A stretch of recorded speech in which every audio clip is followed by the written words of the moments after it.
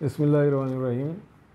সুপ্রিয় এসএসসি এবং দাখিল জমাতের ছাত্রছাত্রীবৃন্দ, আপনাদের সাধারণ গণিতের ক্যালকুলেটরের ব্যবহার সংক্রান্ত আমি এমসিকিউ কীভাবে ক্যালকুলেটরের সাহায্যে আনসারটা বের করা যায় তারই উপস্থাপনা আপনাদের সামনে ধারাবাহিক উপস্থাপন করতেছি।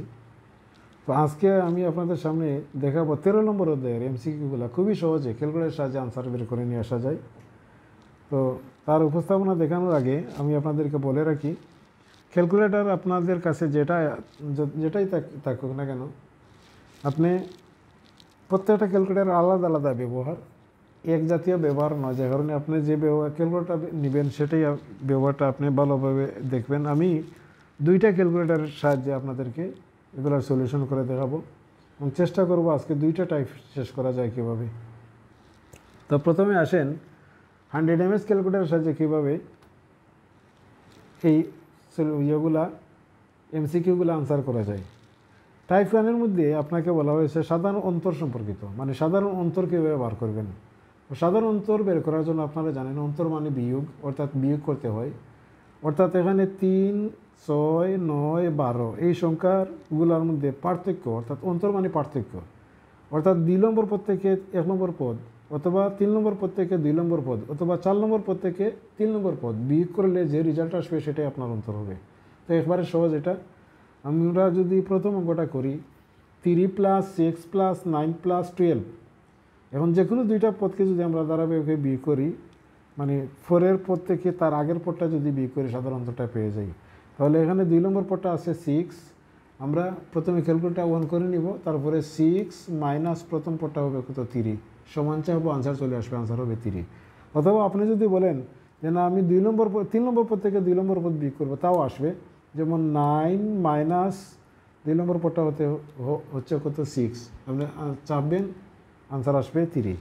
তো এই ছিল 100 ms-এর সাহায্যে।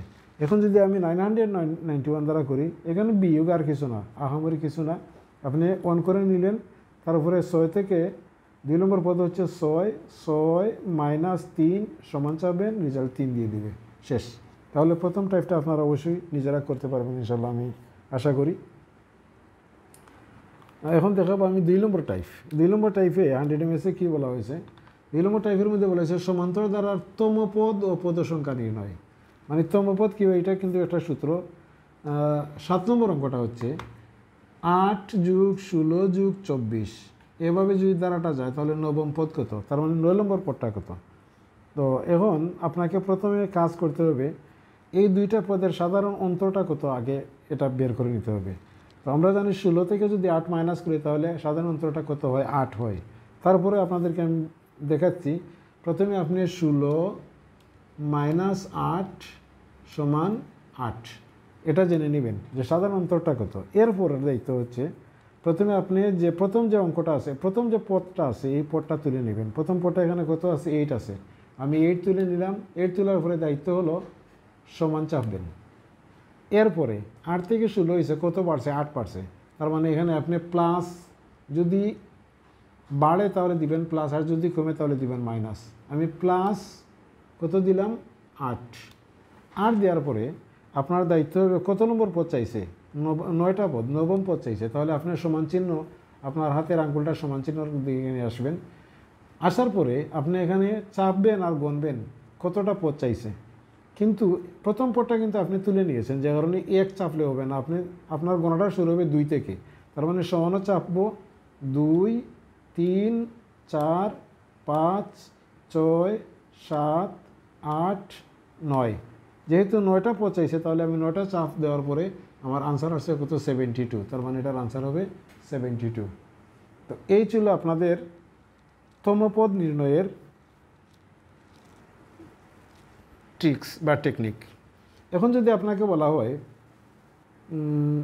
পদ সংখ্যা কতটি, এখানে যে ইয়েটা আছে, এই যে একটা 10 নম্বর যে অঙ্কটা আছে 1 + 3 + 5 প্লাস এইভাবে 101তম পদ, অর্থাৎ 101 নম্বর পদ, এটা কত নম্বর পদ, এটা বের করার জন্য আপনি কি করতে হবে, প্রথমে আগের মতো কি করতে হবে, ইয়েটা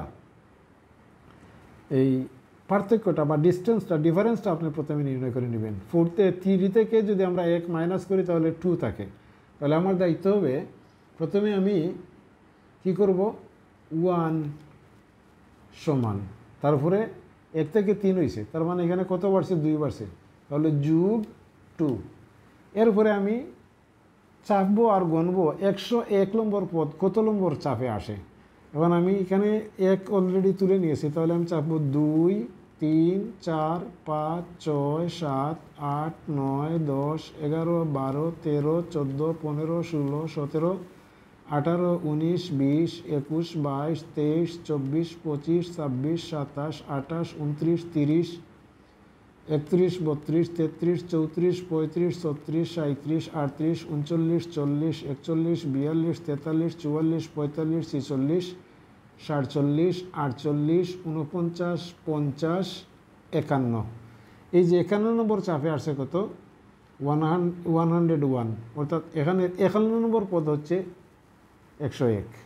এইভাবে আপনার পদ সংখ্যা বের করা যায়। এখন যদি আমি 991-এর সাহায্যে যদি করি, তাহলে প্রথমে আপনি কি করবেন, যেমন যদি আমি দ্বারাটির নবম পদ কত, এই 7 নম্বরটা যদি করি, তাহলে প্রথমে 8 সংখ্যাটা তুলে নেবেন, সমান চাপবেন, তারপরে প্লাস দিবেন, 8 থেকে 16 হয়েছে, কত বাড়ছে, 8 বাড়ছে, তাহলে +8, তারপরে চাপবেন 2, 3, 4, 5, 6, 7, 8, 9 নম্বর পদ, 9 নম্বর পদ 72, তার মানে এটা হবে 72।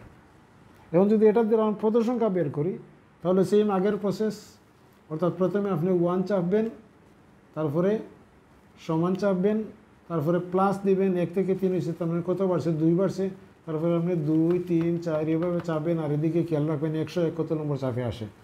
যত নম্বর চাপে 101 আসবে আপনার আনসার তত হবে। এখানে 51 নম্বর চাপে 101 আসছে, এখন এটা হবে তার আনসার। তো এইভাবে পদ সংখ্যা এবং সাধারণ অন্তর এই দুইটা টাইপ আশা করি আপনারা বুঝতে পেরেছেন। আর বাকি যে টাইপগুলো আছে এগুলো ক্যালকুলেটরের সাহায্যে করা যায়। তো আজকে আর নয়, ইনশাল্লাহ আমি বাকিগুলো আপনাদের সামনে উপস্থাপন করব। যদি ভিডিওটা ভালো লাগে তাহলে অবশ্যই চ্যানেলটি সাবস্ক্রাইব করবেন। এই প্রত্যাশা রেখে আজকের মতো এখানে শেষ করতে যাচ্ছি।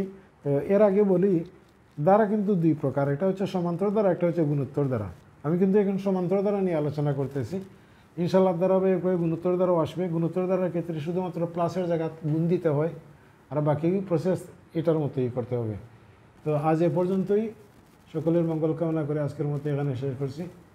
আল্লাহ হাফিজ, আসসালামু আলাইকুম।